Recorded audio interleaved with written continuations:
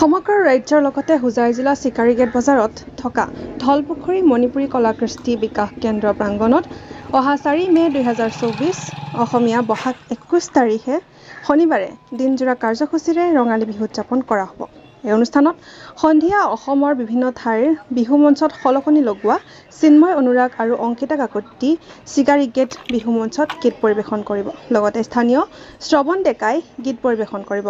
এই বিষয়ে বিহু কমিটি ৰাইজক জানিবলৈ দিয়ে। হয়, কওকচোন।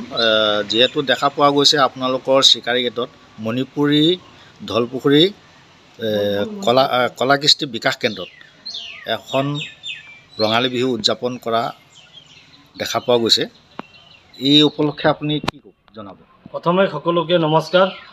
অসমবাসী ৰাইজলৈ ৰঙালী বিহুৰ হিয়া ভৰা শুভেচ্ছা জনাইছোঁ। যোৱা বছৰো আমি ধলপুখুৰী চিকাৰীগেট বজাৰস্থিত মণিপুৰী কলাকৃষ্টি বিকাশ কেন্দ্ৰত আমি বিহু উদযাপন কৰিছিলোঁ। খুব ধুনীয়াকৈ হৈছে। ইয়াৰ লগতে সংগতি ৰাখি বিহু এইবাৰ আমি অলপ দেৰিকৈ হ'লেও যোৱা নিৰ্বাচন আছিলে, নিৰ্বাচন হোৱাৰ কাৰণে আমি 2 বহাগ তাৰিখে বিহুখন উদযাপন কৰিব পৰা নাই। তাৰপিছত আমি দিন এটা ধাৰ্য কৰিছিলোঁ, অহা 4 মে শনিবাৰ দিনজোৰা কাৰ্যসূচীৰে আমি ধলপুখুৰী মণিপুৰী কলাকৃষ্টি বিকাশ কেন্দ্ৰত আমি বিহু অনুষ্ঠান অনুষ্ঠিত কৰিছোঁ। দিনজোৰা কাৰ্যসূচী শ্বহীদ তৰ্পণ, বন্তি প্ৰজ্বলন, বিহু কমিটিৰ মূল পতাকা উত্তোলন, খেল ধেমালি আদি কাৰ্যসূচীৰে আৰম্ভ হ'ব আৰু নিশা সাংস্কৃতিক অনুষ্ঠানৰ আয়োজন কৰিছোঁ। নিশা আমাৰ বিহু পাৰ্টিৰে আমাৰ মঞ্চখন উদ্বোধন কৰা হ'ব। বাৰেবৰণীয়া সাংস্কৃতিক অনুষ্ঠান হ'ব আৰু নিশা 9 বজাৰ পৰা আমন্ত্ৰিত শিল্পীৰ দ্বাৰা ইয়াতে গীতেৰে এনিশা ইয়াতে অনুষ্ঠিত হ'ব।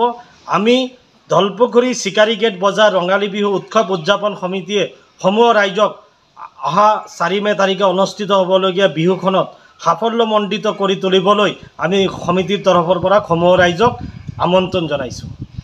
আপোনালোকৰ সাংস্কৃতিক সন্ধিয়া আমন্ত্ৰিত ক'ৰ পৰা কৰিছোঁ? আমি তেজপুৰৰ পৰা কৰিছোঁ। কেইদিনীয়া কাৰ্যসূচী? আমাৰ এদিনীয়া কাৰ্যসূচীৰে আমি অনুষ্ঠানখন অনুষ্ঠিত কৰিছোঁ। আপোনালোকে ধলপুখুৰী চিকাৰীগেটৰ ৰাইজসকলক আপোনালোকে কি জনাব বাৰু এই বিষয়ে?